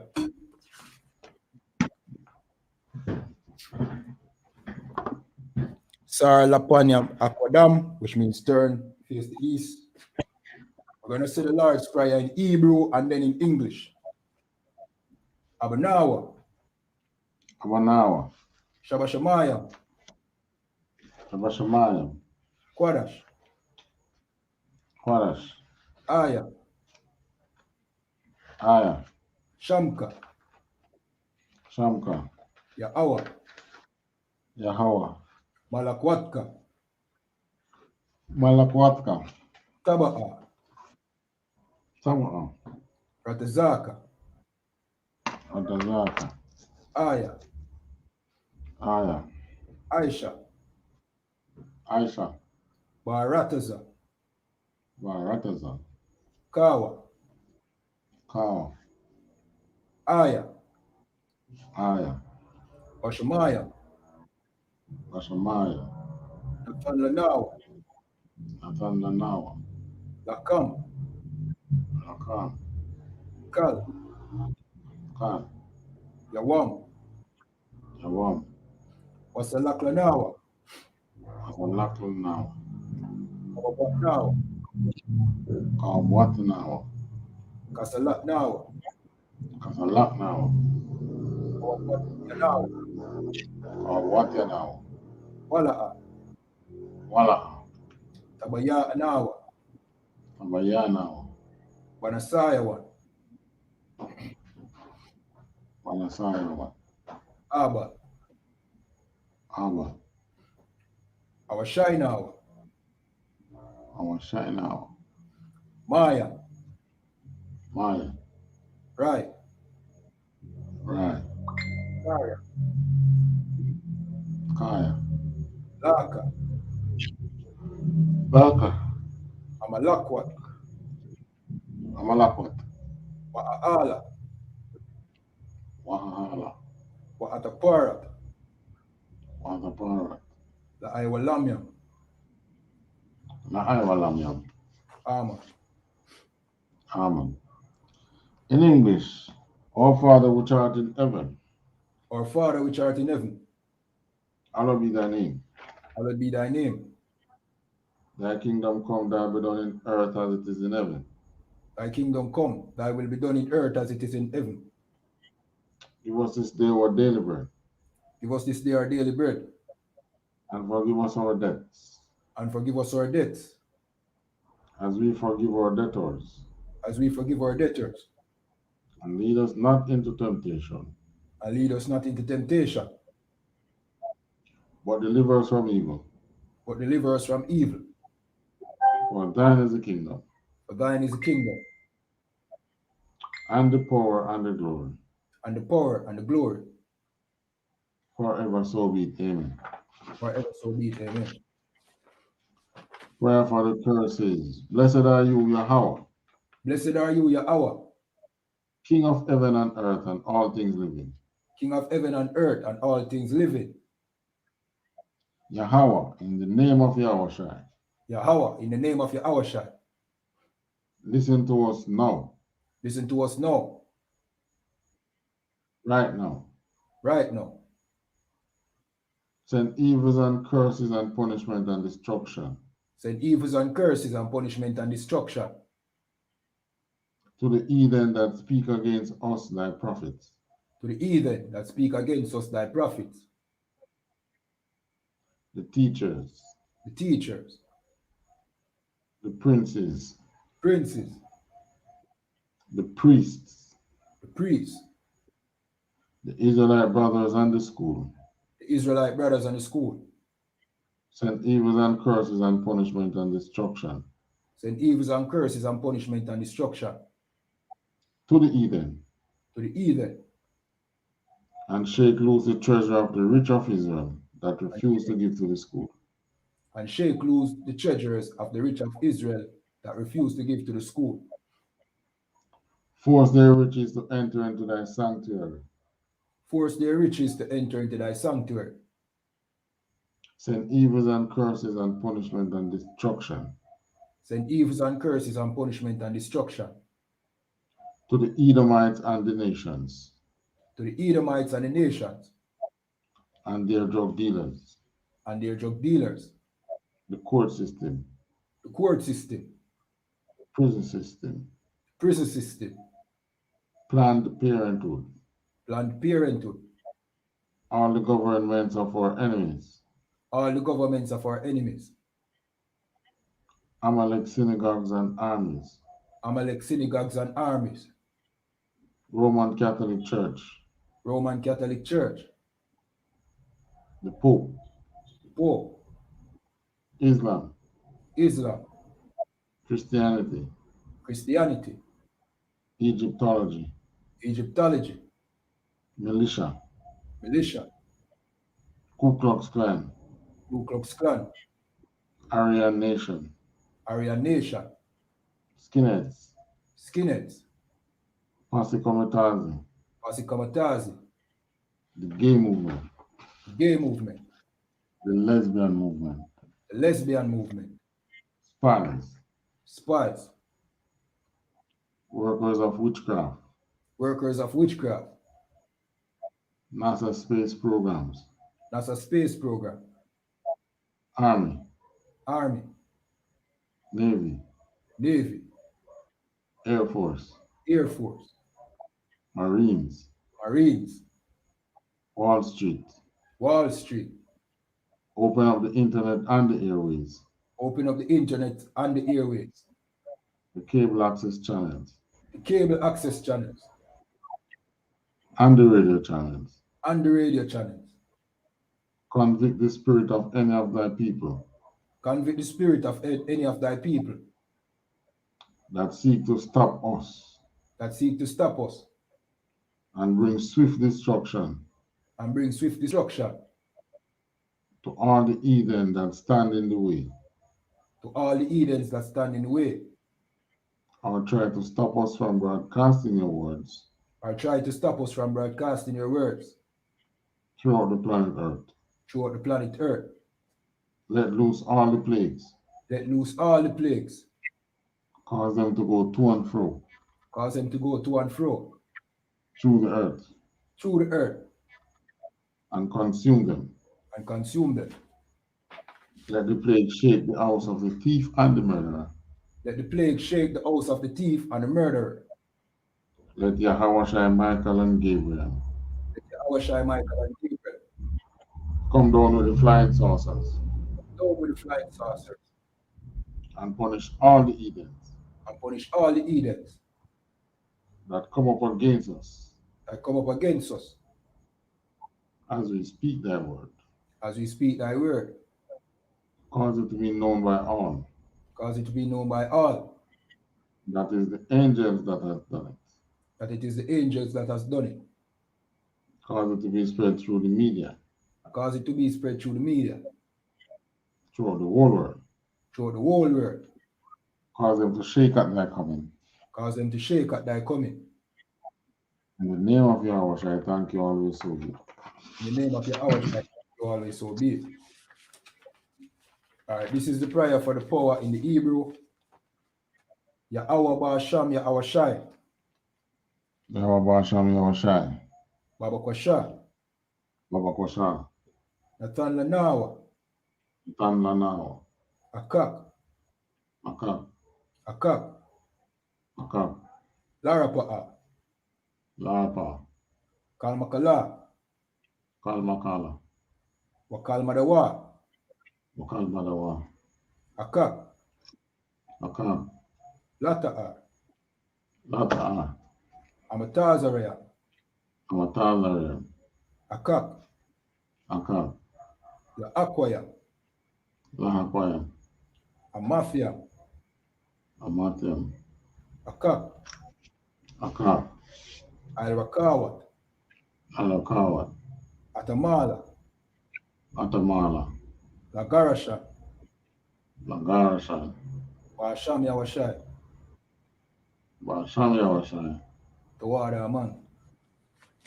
THAWADAH. In English, Yahweh, in the name of Yahweh Shai.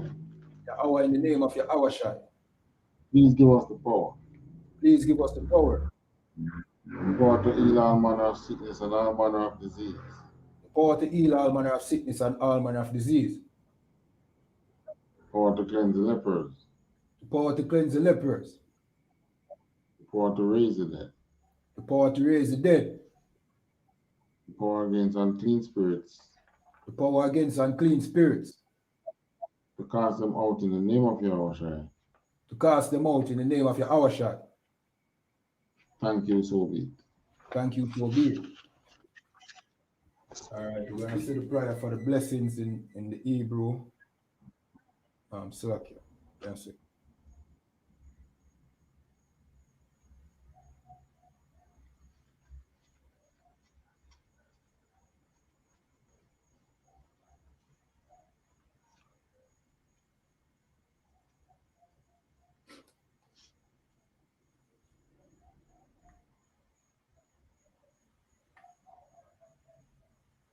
All right, this is the prayer for the blessings in the Hebrew. Yahweh Ba'asham Yahweh Shai. Yahweh Ba'asham Yahweh Shai. Barak Lanawa. Barak Lanawa. Wayasharala. Wayasharala. Wa'a. Waha. Bayatapariam. Bayatapariam. Barak.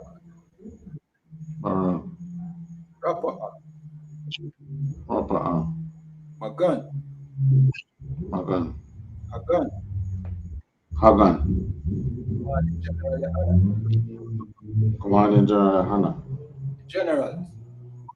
The generals. Captains. The captains. Officers. the officers, troopers, the troopers, the young men and the sisters. the young men and the sisters. Basham Yahweh Washam Yawashai. THAWADAH man. THAWADAH. What we just said in English, Lord, in the name of Yahweh, bless us and Israel and the school. Bless, heal, shield, protect our loved ones. In the name of Yahweh, thank you, so be it. All right, sorry, which means to turn. We're going to give one salute to the teacher, men of Israel. I.M.A.D.U.M. Shabbat.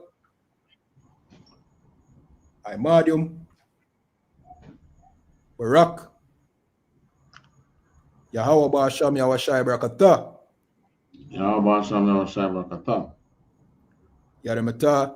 We're going to give one courtesy salute to the sisters, men of Israel. I.M.A.D.U.M. Shabbat. I.M.A.D.U.M. Barak. Yahweh Shamar Alatan Ba'asham Yahweh. Yadamata. Class dismissed.